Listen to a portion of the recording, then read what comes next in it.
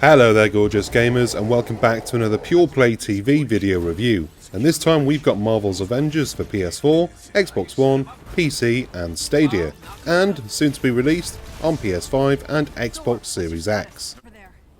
After a lot of hype, a somewhat iffy beta and a controversial PS4 only character deal, Marvel's Avengers has finally released. After all the drama that came before it, the big question is it any good? Well, the answer to that is, well, stick around and I will at least try to tell you what I think about it. Before we delve any deeper into this video review, if you haven't already, please hit them like and subscribe buttons down below. Rumour has it that you'll get superpowers if you do. Don't believe rumours though. Avengers is Crystal Dynamics' first attempt at a games as a service release, a recent addition to gaming with one goal in mind: make as much money as possible after the player has already paid full whack for their game. It's great, isn't it? On paper, the whole idea is a fanboy's wet dream. Play as any of the classic Avengers in an online, ever-changing and dynamic world. But somewhere along the line, something has been lost. Don't get me wrong, the game is good and I've enjoyed playing it so far, but something crucial seems to be missing. As a self-confessed comic book nerd, that's a hard confession to make against my beloved heroes. Exactly what is missing though, I can't quite say, but Avengers feels like it came close to greatness and then just fell short, but not by much. The game starts with a mission gone wrong in San Francisco. We've all seen that mission a million times by now and I won't go into it too much. As introductory missions go, the opening is a blinder. You don't start off playing as one of the usual heavy-hitting Hollywood facsimiles, but instead Kamala Khan, known to many as Miss Marvel. Kamala is shown to us as a non-powered nerd who has won the chance to meet her heroes, and seeing her geek out over the exhibits and heroes is something that most of us can relate to.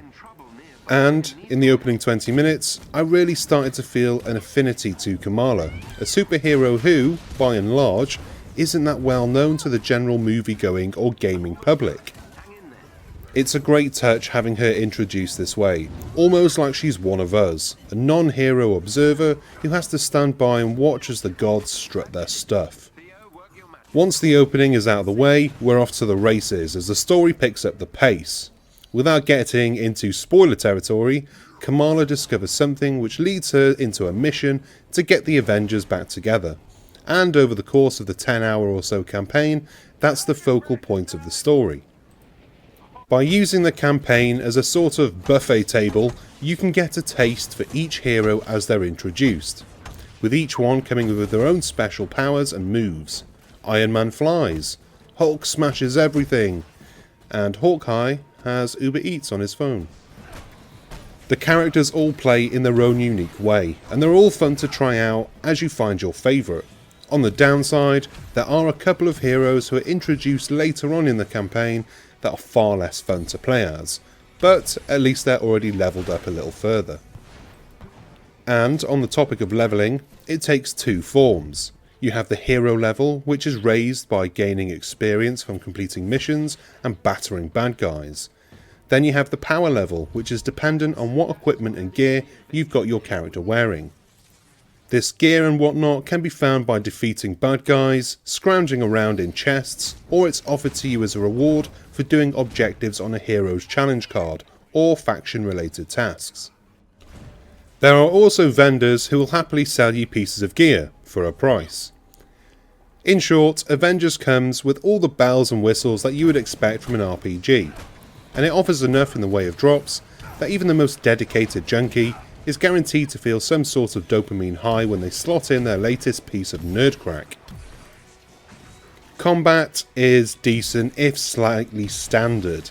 Each hero has some basic and power attacks, with a special hero move that can be pulled off once enough willpower has been earned in combat. Iron Man can summon in the Hulkbuster, Hulk can use Thunderclap, and Hawkeye can get 20% off his Uber Eats. The man's a joke and I will not let it slide. The game's combat gets a little bit of depth by way of the skill point system, where you gain points as you level up and you can spend them on the skill tree. The multiplayer comes from the War Table, which is essentially a map with various missions spread out across it. There are some single player, others are multiplayer. My advice would be to finish off the single player stuff first before going online, as this will give you time to boost your heroes to a respectable level and you will avoid spoilers.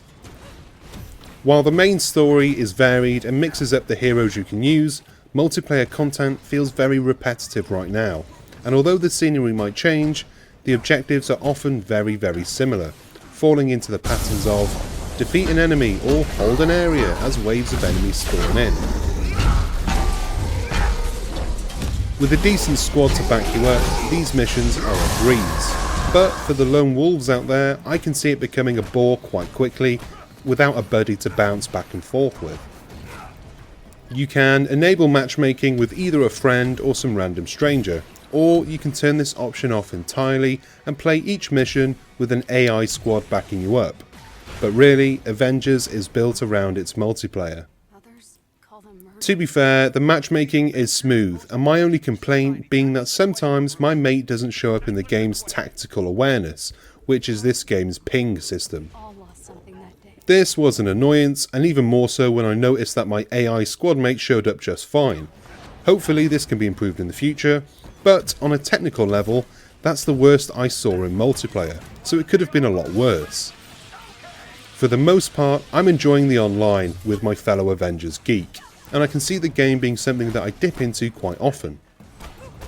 Characters have their own weekly and daily challenges to keep you coming back for more, and me, like a fly to the dung pile, I'll be coming back for a sniff as often as I can get online. Avengers still has the potential to be great, and hopefully Crystal Dynamics will continue to tweak and refine the formula until they get it right. But some things are just embedded into the game's core and can't be changed, and for some, that may be the killing blow.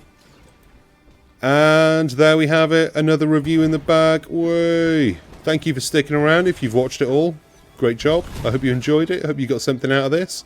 If you haven't already, make sure you hit those like and subscribe buttons down below. It really does help us grow and bring more stuff for you to watch. That's the goal. Until next time, I've been Chris, you've been lovely. Bye!